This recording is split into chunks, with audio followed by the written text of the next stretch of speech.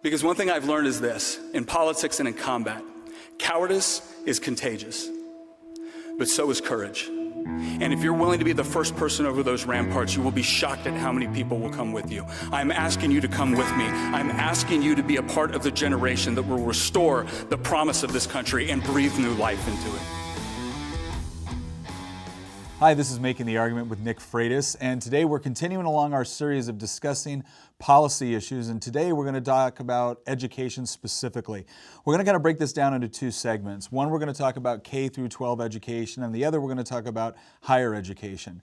Now, I think the one thing that we all acknowledge about K through 12 is that the overall objective is to make sure that every student, regardless of their ability to pay, has access to a quality education that will allow them to be successful socially, economically.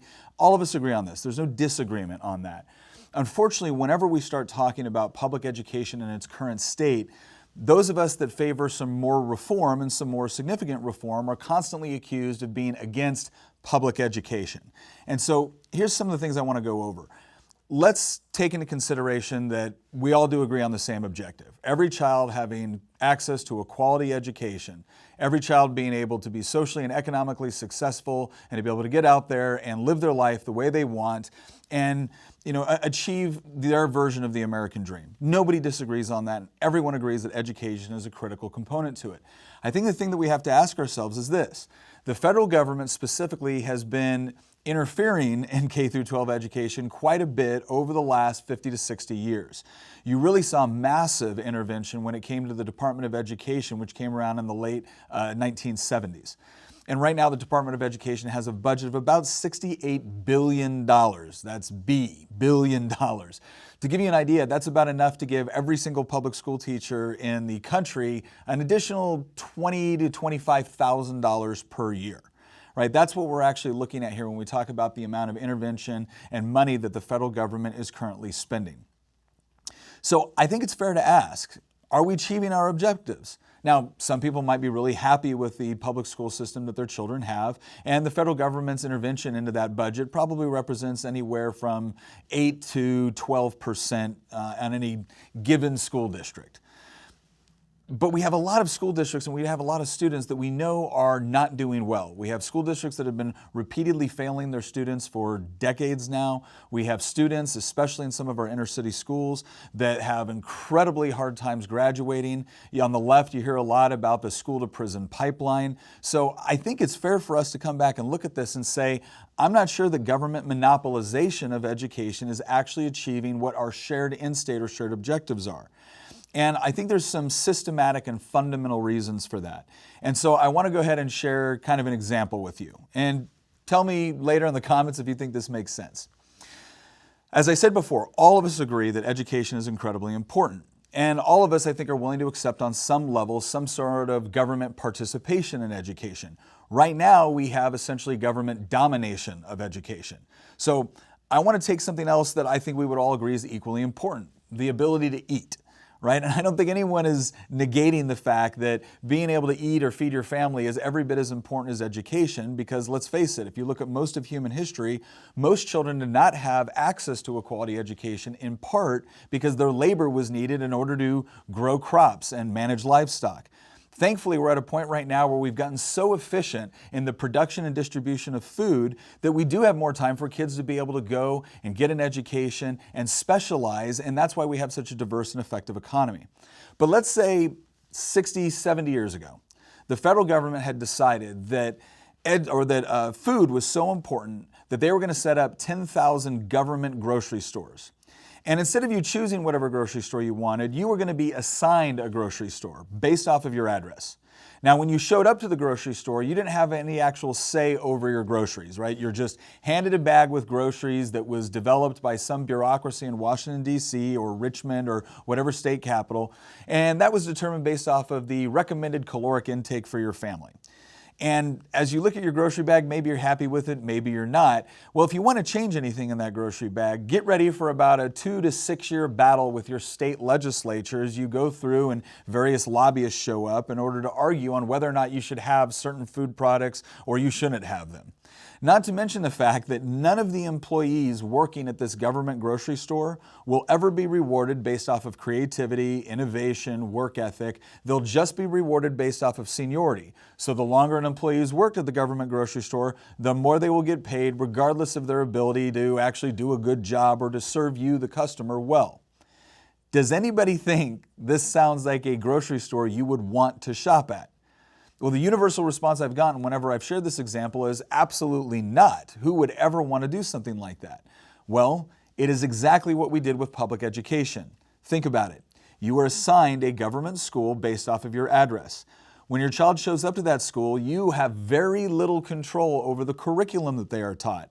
If you don't like some of the curriculum or you would like other things added, get ready for a long state legislature battle while you go and try to compete with lobbyists and other people in order to determine what sort of curriculum your child should have. And oh, by the way, none of our teachers are ever rewarded based off of creativity, ingenuity, or work ethic. They're just rewarded based off of seniority. The longer a teacher stays there, regardless of their effectiveness, their ability to reach students, they will get paid more. In fact, we see in many circumstances where it's almost impossible to get rid of a teacher that isn't doing as good a job in favor of a teacher that is working really hard and having great results with students. This is not a system that works well either for kids, for teachers, or for society in general. And why should we have expected it to?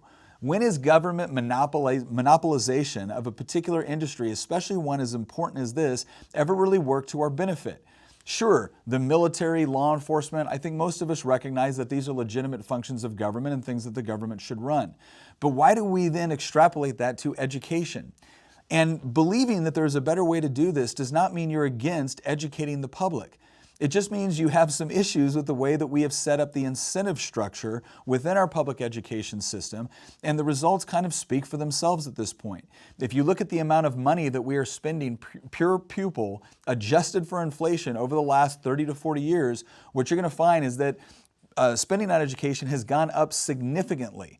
But because you're not spending that money on your student, it's not your priorities that are being met by the spending. It's political priorities. So those organizations or interest groups which have the most influence with the politicians end up getting what they want out of that education spending. The actual people that are using and relying on it have almost no say in how your education dollars are spent. The result is, our education system is very, very responsive to politicians and not very responsive to the parents and students that it is supposed to be serving in the first place. So, how are some of the ways that we actually address this? I think one of the most effective ways that we could continue to ensure that every student has access to a quality education, while at the same time allowing for diversity and creativity within the way that education is delivered, would be a system called dollars following the students. What this would mean is either through something like an education savings account or a direct payment to a school that the parent then chooses, you would now have control over which school your child went to. So for all those parents out there that think that too much money gets put into sports programs and not enough gets put into the arts programs, you would now have the ability to send your child to a school which actually reflected the sort of curriculum emphasis that you would like to see for your student. For those parents out there that want to give their kids an opportunity to be able to learn more about trades or about different skill sets where you could acquire certification, you could spend your education dollars in that manner. Every student would still have the same amount of dollars associated with how their education is funded. The difference would be is now the power would be in the hand of a consumer, which is the parent and the student, rather than a bureaucracy or a politician. I think this is an incredibly important distinction. And the reason why is if you look at the rest of the economy, if you look at the rest of the private sector, if you're not happy with the way a particular business is serving your needs or interests, you can go to a different one. But with an education, especially if you're a poorer parent, you don't have that option. You are going to be given what you will be told by the government. And it's either take that, or you could actually face truancy charges or penalties against you if you don't want to send your child to a school that you believe is failing them. Now, yes, we have other options, whether it's voucher systems or homeschooling, and those can be very effective options. But I think dollars following the students gets us a lot closer to what we really want, which is a marketplace for ideas within our educational system. Not to mention the fact that I think it's one of the best ways that we can actually take care of teachers and make sure that they're compensated in accordance with the good and hard work that they're doing every day on behalf of our students. One of the problems that we have right now with the way the government spends money on education is that the number of overall administrators or infrastructure projects have gone up significantly. Now, has there been a corresponding benefit to our kids with respect to the quality of education, test scores, or any other thing that we can measure? No, not really. In fact, the more money we spend on education, the more money seems to go toward vice principals or additional staff that really never have any responsibility for actually educating your child. Now, that's not to say that all administrative positions are worthless. Far from it. Some are very critical to the effective running of a school. But have we gone a little bit overboard? Well, when the total number of administrators is outpacing the growth in student population significantly, I think it's fair to say that maybe that money is not being spent wisely. Not to mention the fact that if you had control over how your students' dollars were being spent, I'm willing to bet you wouldn't go to the school with the biggest auditorium or the most administrators. You would go to the school that actually took care of their teachers the best, since it's the teacher that has the most interaction and most effect on your child's overall educational results. So, let's just dispel the rumor, let's dispel the accusation that anybody that wants to see more parental and teacher control over the classroom, over the curriculum, over what education looks like in the first place is somehow anti-public education. What's really going on here is, unfortunately, we have too many politicians that are for government monopolization of education. And I think we need to be very concerned about any politician that thinks that you should be forced to send your child to a school that they ultimately control. And anytime you want to see reform in order to give your child better results, they instantly oppose you, start name-calling, and accuse you of not caring about public education. So, overall, what is the best strategy that we can use? One, recognize that as you look in Article 1, Section 8 of the Constitution, which covers the various responsibilities of Congress and the federal government, education isn't in there. That's not because the founders didn't think education was important. It's because they understand that it's really an individual and a local issue rather than a federal issue. It is ridiculous for the Department of Education to be spending $68 billion a year in order to micromanage school districts, which are in some cases thousands of miles away. It's not a question of spending less or more on education. It's a question of who is spending it. And I think we're going to get far better results if dollars can follow the students and parents and teachers can have far more control over what their educational experience looks like.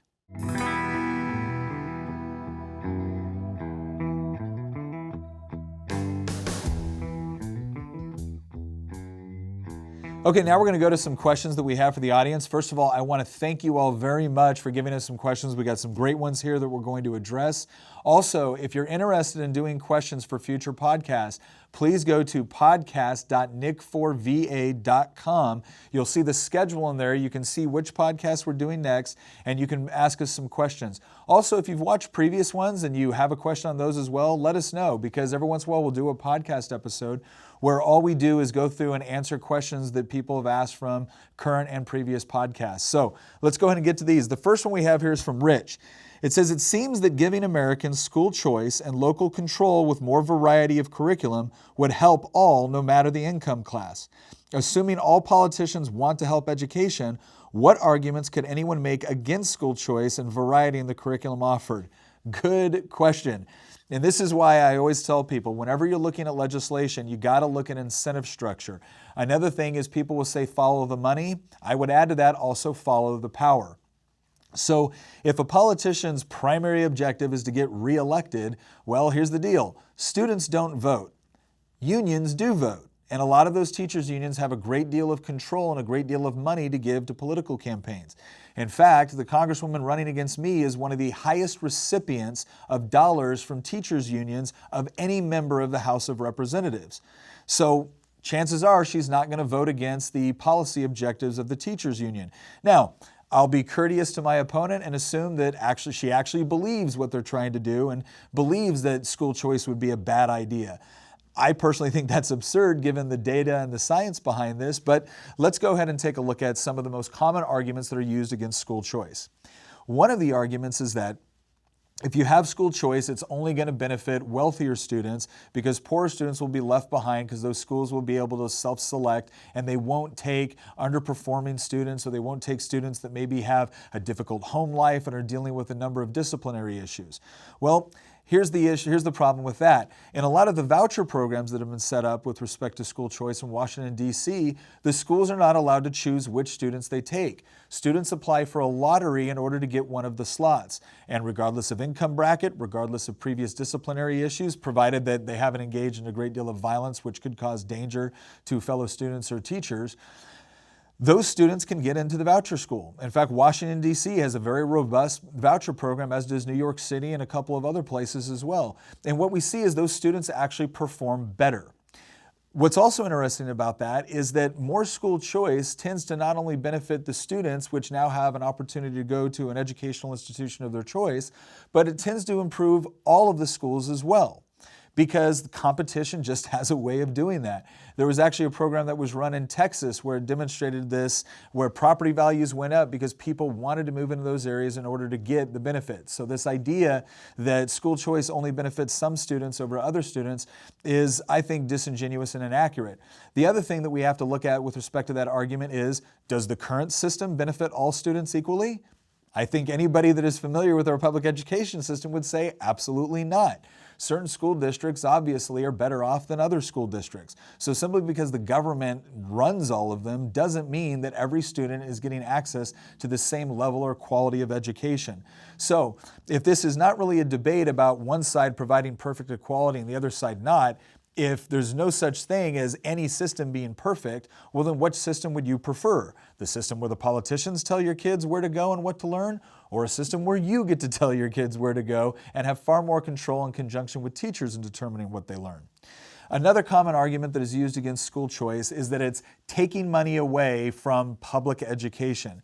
And I find this is interesting because what is the overall objective with respect to the government being involved in education? Is it the fact that we want every student to get access to a quality and affordable education, or a quality and free education? I would say yes, that is the end state. That's the ultimate objective. But unfortunately, too many politicians have decided that there's one way to achieve that, and that is government control. I don't agree with that. Just as I talk about with grocery stores. When the government decided we wanted to help hungry people in this country, we didn't open up 10,000 government grocery stores and make you shop at one. We gave you a voucher and you were able to go into the marketplace and find the different systems or the different companies that did the best job at serving your needs. There's no reason why we can't do something similar with respect to school choice and education. So this is not a question of public money for education. This is a question of who gets to direct that public money. And of course, politicians love being able to direct it because it gives them power. Well, I don't want to have the power over your kid's education. I want you to have the power over kids' education. Another common argument against school choice is that, well, some parents will not use that money wisely or will not send them to institutions or maybe don't care about their kids' education. It is certainly true that there are parents out there that don't care about their kids' education. And there are various ways that we can address that. We do that in society already. But the idea that because some parents don't care about their kids' education, therefore the government has to manage every child's education doesn't quite add up to me. Why would you deprive certain kids of the ability or certain parents of the ability to work together with teachers to find a unique educational environment that works specifically for their student because you're afraid other parents won't take advantage of that same system or program? I don't think that makes sense. It is not fair to hold one student back because you think another student won't benefit as much. The real benefit here is that all students would be able to have that choice, so that if you did have a parent that wasn't very involved in their child's education for whatever reason, there's other options there. Grandparents can be more involved. Or if you have genuine child neglect going on, then yes, there might be some other interventions necessary with respect to child services. But in any situation, that child would then have access to more choice within their own education. So the idea that you're going to hold it back because some parents don't care about their kids' education doesn't make any sense. There are some parents that don't care about their kids' education now. That doesn't mean they're flourishing within a government-run school. So those are three of the most common arguments that you hear against school choice. The idea that you're taking money away from public education, the idea that the government will no longer have control over the curriculum, the idea that certain students will not have access to better schools because the schools will self-select and not allow them to attend. Again, there are various ways that we can control for all of that to make sure that we have viable school choice and that every student does have the opportunity to have an education that is directly responsive to them instead of a one-size-fits-all approach provided by Washington, D.C., state or local governments. So I hope that helps with that question. We got some questions here too from Elizabeth. Elizabeth's got a few questions I want to go through. One had to do, would you advocate for getting rid of No Child Left Behind and the tested associated with it? Yes, I would. Again, I do not think the federal government, I think the federal government completely overstepped its boundaries with No Child Left Behind. I understand that there might have been a positive objective in there. I understand that President Bush might have been trying to ensure that every student has access to a quality education. But again, look at Article 1, Section 8 of the Constitution. I really don't think the federal government should have been attempting to micromanage education in the way it was. If it really wanted to ensure that every child could get ahead, then what it should be doing is putting more power in the hands of parents, teachers, and localities, not more power in the hands of federal bureaucrats. And so, no, I support its repeal, and I would certainly replace it with something that puts more power in the hands of individuals and the consumers of education rather than government administrators and bureaucrats. Next question is, would a parent get a tax credit for their child to go to the school of their choice or an actual voucher? I think that's a good discussion to have. I've heard everything from tax credits, which is essentially that whatever amount of money that you spend on your child's education, you would then get a credit against your federal taxes for that. I've heard of also systems where you get a voucher, which is to say that you get a certain amount of money for your child's education, which you can take to any school approved within the voucher system. Another method is called an education savings account, which works kind of like a voucher system. The difference is that on most voucher systems, you get a certain amount of money and you have to spend it within that year, whereas with an education savings account, you can actually accrue money in the account. So let's say, for instance, you don't need to spend quite as much to educate your child on K through 5th grade, but you do want to save money and be able to use it when you're sending your child to more complex classes, maybe later on in high school, or you want to save that money to then contribute it over to some sort of higher education goals. I think that's a good method as well. I think any time that the dollars are following the students, I think that creates the best incentive structure.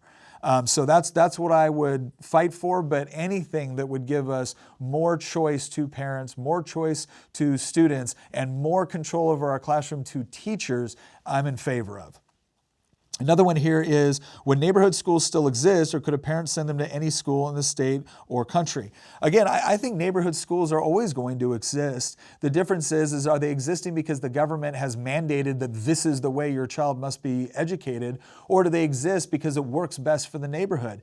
I think you would find, look, long before the federal government, long before even state governments were taking the active role in education that they are now, you had neighborhood schools because oftentimes it just makes sense to educate your kids that way. Now, a lot of those schools operated very differently. For instance, you had a lot of schools where they didn't cram all the students into a particular class based off of their age. A lot of times they educated students together, or they educated students in such a way that appealed to their skills or their strengths within a particular subject or their weakness within a particular subject. One of the things that I've always found interesting about the schooling we have in the United States is this cult-like dedication to cramming kids into a class based almost exclusively off of their age as opposed to their abilities or their needs. It is the only time in life where you are ever put in a situation where all of your peers are essentially the same age. So I understand that for safety reasons that might be important in certain conditions or categories, but I don't think overall it makes a lot of sense for the way that we conduct schooling in this country. So yes, I do believe neighborhood schools would exist, but I believe they would exist because people would want them, not because politicians have determined that that's the only way it can be done. We have another question here. Would a parent need to subject their child to a test in order for them to go to the school of their choice? Now, this is the issue that comes into the problem with respect to receiving government funds, which is essentially taxpayer dollars. Right now in Virginia, you get about $10,000 per student is spent per pupil. That's the average in Virginia. It might be more in some areas, might be less in some areas, but that's kind of the overall rough average. if you want that money, chances are the government is going to require some sort of demonstration that your child is getting an education. So for instance, they don't want to put money in an education savings account when your child never goes to school. Now the voucher program and some of the charter school programs, they control for that by essentially you have some control over where your child goes, but you don't really have any control on how the money's spent. So I could see a hybrid system coming up to where you might have to take one test at the end of the year in order to demonstrate that your child has progressed to a certain degree. For instance, homeschooling in Virginia. If you want to homeschool in Virginia, then you take a test at the end of the year, you submit that test, and as long as your child is basically keeping up, in fact, in many cases, they have to exceed the standard that your public school does in order to continue to homeschool within a particular program. So I could see something like that being implemented. The problem would be is if government tries to come up with too many ways to control it.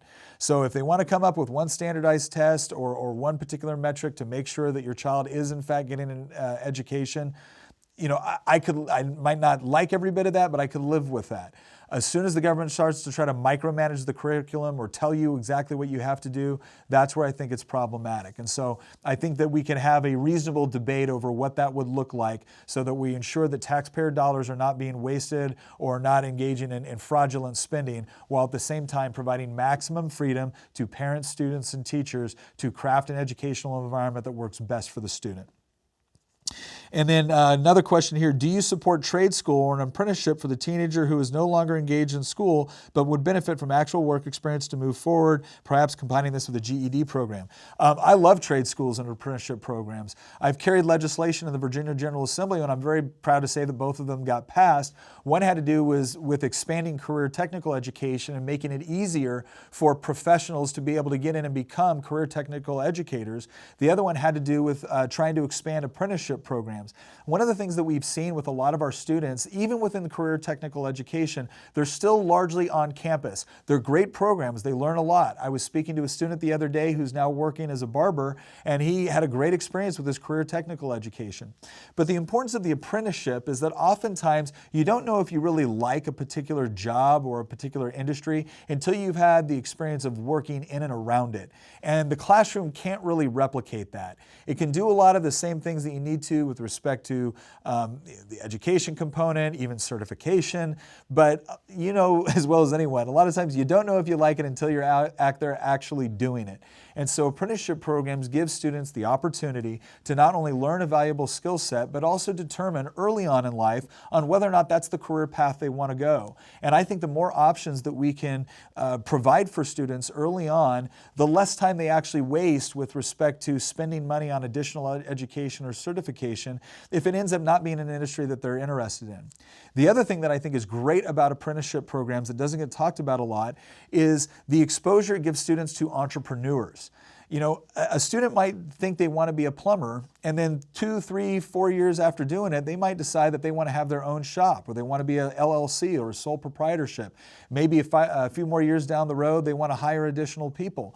That exposure to entrepreneurship at a young age gives children a whole new set of educational advantages that I think many of them currently don't have.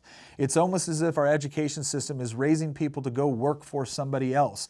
And while there's nothing wrong with working for somebody else, I do think we need to provide more opportunities for students to learn about becoming entrepreneurs and everything that's involved with that. Because I think one of the things that a lot of students learn when they do have apprenticeship programs is how much difficulty business owners have, how much stress is involved with that. And I think that not only makes them better employees and better potential business owners in the future, I also think it makes them better voters. Because unfortunately, there's a lot of politicians out there that want to treat business owners like they're mean, greedy, and evil. And I think the more time students can actually understand the difficulties, especially the difficulties associated with regulations and taxes to running a business, I think the better and more informed voters will create, along with better, again, employees and entrepreneurs. So I want to thank everyone that submitted questions. I hope my answers were sufficient for you. Again, we look forward to everyone coming back next week, where we're going to be addressing our next issue, which is COVID. We're going to talk a lot about what is the appropriate government response with respect to something like COVID, a pandemic, national crisis. You know, what are the economic positions that need to be taken? What are the healthcare resources that need to be effectively allocated? We're going to be going through all of that and laying out a plan for moving forward to ensure that we can open the country in a safe and responsible way, but also understand that when you have a crisis like this, the federal government has some responsibilities, but the federal government's job is not to micromanage all local and state response. We have a federalist system for a reason, and it's important to protect that, not just for some political philosophy, but because we find that it actually produces better results in finding the best response to something like a national crisis. So thank you very much for joining us. Once again, if you have questions on any of the podcasts we've done so far, or have any questions that you'd like to submit for podcasts we plan to do in the future, please go to podcast.nic4va.com. You will see a schedule in there. You can click on that and you can start to submit questions in there. Once again, this is Making the Argument with Nick Freitas. Thank you for joining us, and we'll see you next week.